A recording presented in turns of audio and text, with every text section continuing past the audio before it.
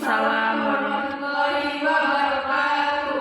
Alhamdulillahilladzi hadana lihada wa ma kunna linahtadiya laula an hadana Allah. Asyhadu an la ilaha illallah wa asyhadu anna Muhammadan abduhu wa rasuluhu la nabiyya ba'da.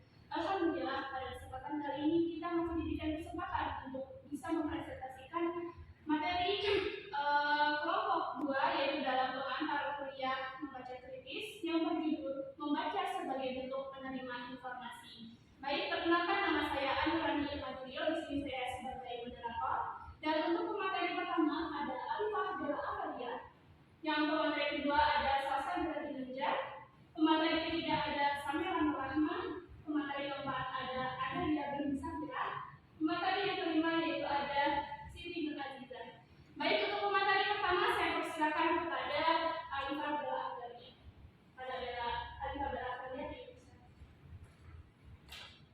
Yang pertama, pengertian membaca menurut maksud para ahli.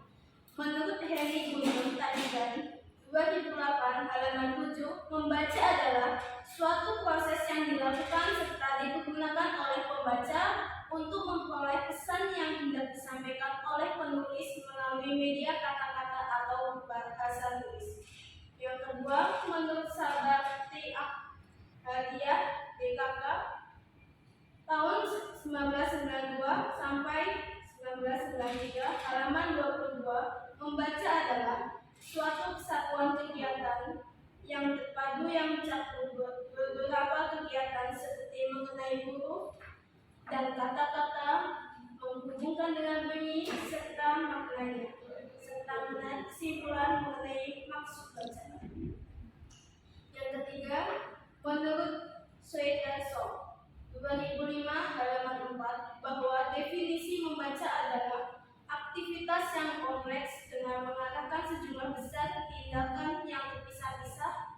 Misalnya, membaca harus menggunakan pengertian dan kaidah, mengamati dan mengingat-ingat untuk memperoleh informasi dalam bacaan. Yang keempat, menurut Anderson dan kawan-kawan 1985 dalam Sabati Ahadiyah dan kawan-kawan 1992 sampai 1993 halaman 22 menjelaskan bahwa pengertian membaca adalah suatu proses untuk memahami makna suatu tulisan. Saya lanjutkan. Baik, untuk pemateri 2 akan disampaikan oleh Salsabila Dinanjar kepada Salsabila. Jenis-jenis membaca. Eri Putur Perhubungan 2018 halaman 13. Membaca dibagi menjadi 2, membaca nyaring dan membaca dalam hati. Akadia 1991 atau 1992 halaman 29 sampai 21. Jenis-jenis kegiatan yaitu membaca dalam hati, membaca indah, membaca bahasa, membaca cepat, membaca pustaka. Yang pertama, membaca dalam hati. Membaca dalam hati adalah kegiatan membaca tanpa mengeluarkan suara atau gerakan bibir. Yang kedua, membaca indah. Membaca indah memiliki teknik yang digunakan pada bahan bacaan berupa bacaan karya sastra seperti puisi, dan tujuan jenis membaca ini yaitu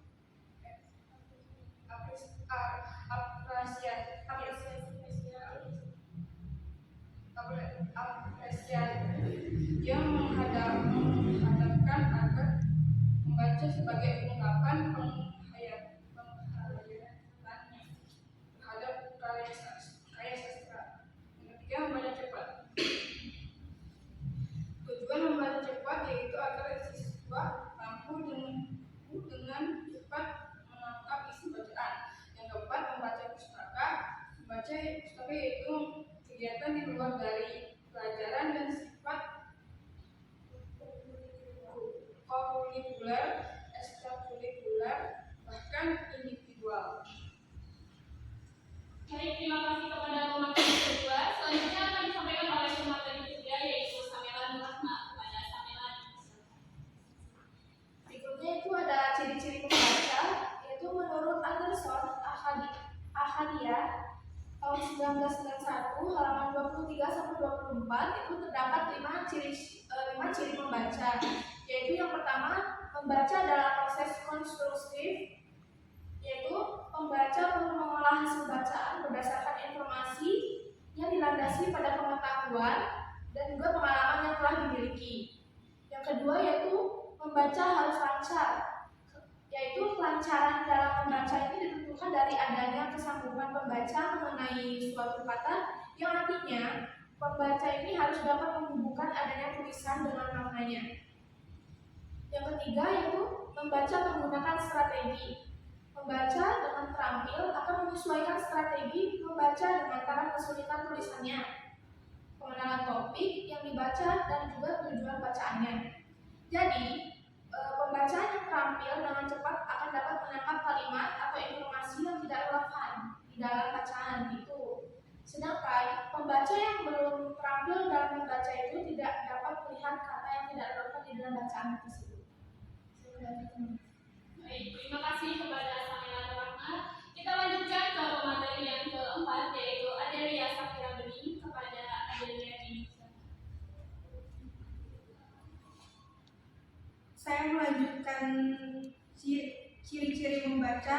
Yang keempat itu membaca memerlukan motivasi.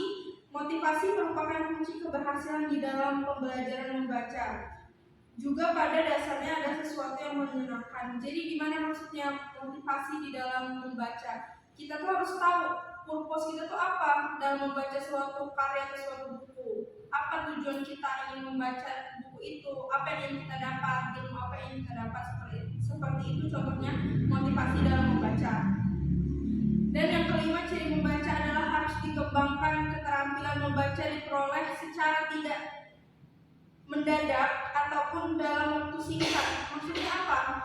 Keterampilan membaca itu tidak diperoleh dalam waktu yang singkat. Maksudnya kita harus membiasakan membaca itu sejak dini, tidak hanya pada saat kita disuruh membaca. Misal, dosen suruh kita membaca buku itu.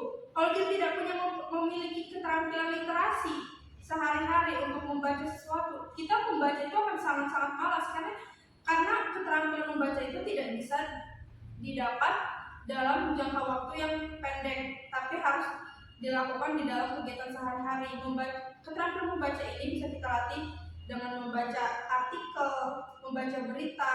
Tidak perlu membaca hal-hal berat dulu, bacalah hal-hal yang kita sukai terlebih dahulu. Itu juga bisa meningkatkan kemampuan literasi kita dalam membaca, sehingga keterampilan membaca kita ini sudah terlatih, bukan dalam jangka waktu yang mendadak atau singkat, tetapi sudah terlatih sejak lama, sehingga ketika kita membaca lebih banyak lagi buku, kita tidak malas untuk membaca.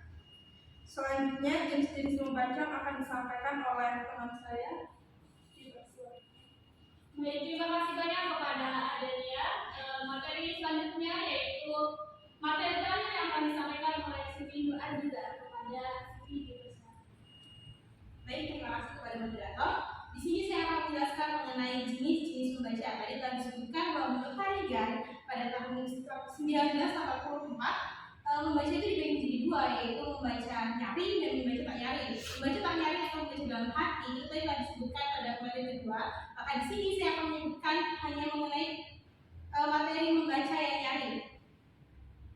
Menurut Tampu Bulan pada tahun 1987, membaca nyaring merupakan kegiatan memvokalisasikan simbol atau lambang bacaan tanpa memperhatikan pemahaman terhadap simbol-simbol tersebut. Apa artinya? Membaca nyaring memiliki pemahaman, memiliki efisiensi pemahaman yang jauh lebih sedikit atau lebih kecil ketimbang dengan membaca di dalam hati. Begitu menurutnya. Terus kemudian membaca nyaring memiliki beberapa tujuan. Menurut Hadi tahun 2008, beberapa tujuan yang disebut oleh Hadi itu ada 5. Salah satunya untuk tujuan studi. Tentu saja membaca sangat penting untuk studi, untuk pembelajaran, untuk objek kajian seperti kita saat sedang berkuliah. Lalu yang kedua, untuk menangkap garis besar suatu bacaan. Jika kita ingin menangkap suatu garis besar dalam bacaan, tidak mungkin jika kita tidak membacanya, bukan? Lalu yang ketiga, membaca novel, tentu saja kita harus membacanya. Karena karya sastra juga kan termasuk ke dalam bacaan-bacaan, puisi, pantun, dan lain sebagainya. Yang keempat, untuk mengisi waktu luang. Mengisi waktu luang itu contohnya seperti membaca koran, membaca artikel, dan yang lain-lain. Lalu yang terakhir, untuk mencari keterangan istilah dalam kamus. Tentu saja kita sering mencari keterangan istilah dalam kamus, seperti dalam kamus besar bahasa Indonesia ataupun dalam kamus bahasa Inggris. Itu menurut Hadi. Sekian dari saya kembalikan kepada moderator. Baik, terima kasih banyak kepada materi terakhir yaitu Siti Nuraziza. Materi selanjutnya yaitu sesi diskusi. Di sini moderator akan bertanya kepada pemateri terakhir, yaitu tadi dibahas tentang ciri-ciri atau jenis-jenis membaca. Yang kepada Siti mohon dijawab untuk pertanyaannya, bagaimana pendapat Anda tentang membaca dalam hati? Apakah dari Siti sendiri, dari Siti Aziza sendiri, membaca dalam hati itu nyaman atau tidak? Silakan dijawab. Baik, saya akan menjawab pertanyaan dari moderator. Ini mengenai membaca di dalam hati yang tadi tidak saya jelaskan ya. Membaca dalam hati itu sangat penting. Membaca dalam hati itu menunjukkan bahwa seseorang telah menguasai kemampuan membacanya. Karena apakah kita melihat anak-anak kecil yang baru belajar membaca itu membaca dalam hati? Tentu saja tidak. Mereka lebih cenderung membaca dengan suara yang nyaring bahkan keras, ya kan? Maka membaca di dalam hati itu menunjukkan menunjukkan tentang kualitas membaca seseorang. Dan membaca dalam hati juga cenderung lebih dapat dipahami oleh kita karena kita tidak menimbulkan banyak suara yang berisik, tapi kita lebih masuk ke dalam pikiran. Tapi itu untuk beberapa orang. Ada juga beberapa orang yang lebih nyaman, lebih suka dengan membaca dengan suara yang keras. Jadi menurut saya membaca dalam hati itu sangat baik, sangat bagus, sangat penting, dan sangat harus dikuasai oleh siswa, mahasiswa, pelajar, semua orang bahkan. Terima kasih. Baik, terima kasih banyak jawaban yang sangat memuaskan ya. Kita lanjutkan ke diskusi yang kedua, yaitu saya akan menunjuk ke pemateri ketiga yaitu Samela Rahma. Kepada Samela, mohon dijelaskan kembali makna dari jenis membaca itu seperti apa. Baik, saya akan menjawab pertanyaan dari moderator, yaitu saya akan menjelaskan ulang tentang jenis membaca itu sendiri, yaitu menurut Henry Guntur Tarigan tahun 2008 halaman 13, yaitu membaca itu dibagi menjadi dua, yaitu membaca menyaring dan membaca dalam hati. Jadi untuk masyarakat ataupun teman-teman kita itu menyesuaikan dari kemampuan kita sendiri, apakah kita mampu untuk membaca dengan menyaring atau membaca dalam hati. Itu juga karena kan menyesuaikan kan. Jadi itu diperbolehkan. Apakah untuk teman-teman sekalian itu ingin membaca dengan menyaring atau membaca dalam hati itu diperbolehkan.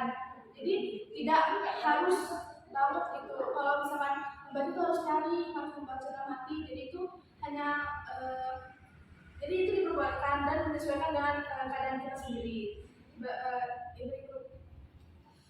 Yang berikutnya itu menurut Al-Hadiah tahun 1991 atau 1992 di halaman 29 sampai 31 itu jenis-jenis kegiatan membaca itu ada membaca dalam hati, membaca indah, membaca bahasa, membaca cepat, dan membaca pustaka. Nah, jadi membaca dalam hati itu tadi kita membacanya dengan tidak mengeluarkan suara atau dengan menggunakan gerakan bibir. Kemudian membaca indah itu sendiri juga dibutuhkan untuk teknik yang khusus gitu ya, kayak seperti membaca sastra itu seperti contohnya puisi itu harus sesuai dengan ininya ya, tujuan jenis pembacaannya itu sendiri. Kemudian ada membaca cepat ini juga memberikan tujuan untuk mahasiswa atau teman-teman sekalian ini dapat menangkap materi dari isi bacaan itu lebih cepat. Yang terakhir itu ada membaca pustaka. Nah, membaca pustaka ini sendiri itu juga merupakan kegiatan di luar pembelajaran itu, yaitu bersifat kokurikuler dan ekstrakurikuler, bahkan bersifat individu sendiri, karena membaca pustaka ini juga bersifat sesuai keinginan kita sendiri. Apakah kita ingin membaca membaca pustaka ataupun tidak. Terima kasih. Baik, terima kasih banyak kepada Samira Rahmat. Dari Samira sendiri, kira-kira lebih nyaman jenis baca itu membaca dalam hati, membaca fakta, membaca indah, atau membaca pustaka untuk diri kita sendiri? Kalau menurut pribadi saya sendiri, saya lebih nyaman membaca dalam hati. Oh, baik. Baik, mungkin itu saja yang dapat kita presentasikan. Mungkin cukup sekian, dan dari kami akhiri. Wabillahi taufiq wal hidayah. Wassalamualaikum warahmatullahi wabarakatuh. Waalaikumsalam warahmatullahi wabarakatuh.